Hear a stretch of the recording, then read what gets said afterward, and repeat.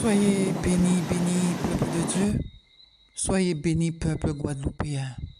Voilà, en tant que sentinelle de l'Éternel, je viens encore sonner de la trompette pour vous avertir de ce que j'ai entendu Hachem Adonai me dire. Il m'a dit ce matin, un ouragan arrive sous la Guadeloupe. Peuple guadeloupéen, arrêtez de jouer. Acceptez Jésus-Christ, mort à la croix pour le salut de votre âme. Acceptez-le comme votre Sauveur et Seigneur. Il m'avait dit, le Seigneur, je me vengerai au travers des catastrophes naturelles. Et c'est ce qu'il est en train de faire. Amen. Ne jouez pas avec Dieu. Parce que si l'ouragan que le Seigneur m'a parlé ce matin arrive sous la Guadeloupe, ça sera pire qu'Hugo et pire que Maria. Que le Seigneur puisse entendre nos supplications, que nos prières puissent faire bouger la main d'Hachem Adonai, bouger le bras de l'Éternel. S'il le veut, il le fera. Mais nous sommes dans le temps de la vengeance et la colère de l'Éternel. Repentez-vous de vos péchés et acceptez Jésus-Christ comme votre Sauveur et Seigneur. Amen. Que le Seigneur puisse nous faire grâce et miséricorde. Alléluia. Soyez bénis, un grand shalom.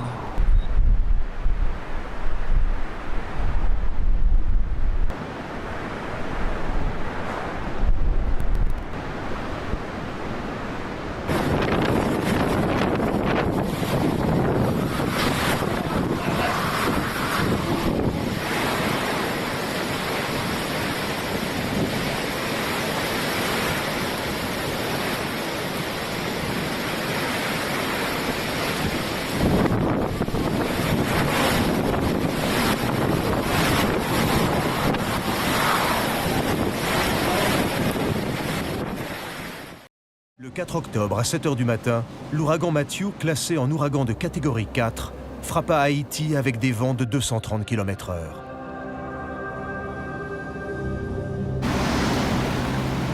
Malgré l'anticipation, les pertes humaines et matérielles sur l'île furent catastrophiques. Plus d'1 millier de personnes trouvèrent la mort lors du passage de l'ouragan Matthew, et des centaines de milliers de foyers furent détruits par cette tempête. Elle laissa plus d'1 million de personnes tributaires de l'aide humanitaire et des dégâts estimés à presque 2 milliards de dollars. Après le saccage d'Haïti, Cuba. Le 4 octobre à 20 h, Matthew frappa de plein fouet Rauco avec des vents de 220 km/h.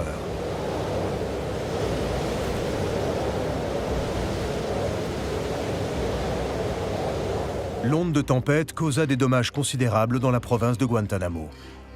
La splendide vieille ville espagnole de Baracoa fut en particulier terriblement abîmée. Cependant, grâce à l'efficacité de la protection civile cubaine, aucune perte ne fut à déplorer.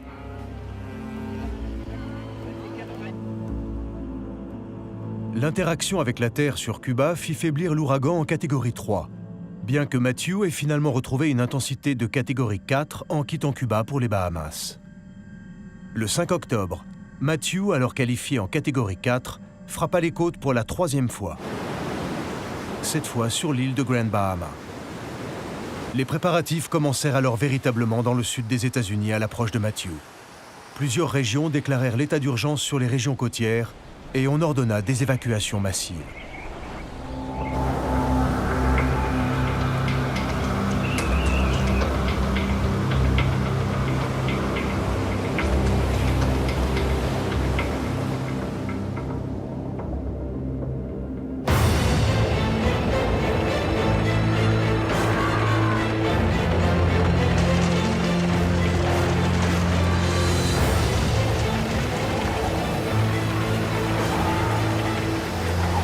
cours des 36 heures suivantes, la tempête longea la côte sud-est des États-Unis, s'atténuant progressivement tout en restant au large, avant de s'abattre une quatrième et dernière fois sur les côtes de Caroline du Sud au matin du 8 octobre.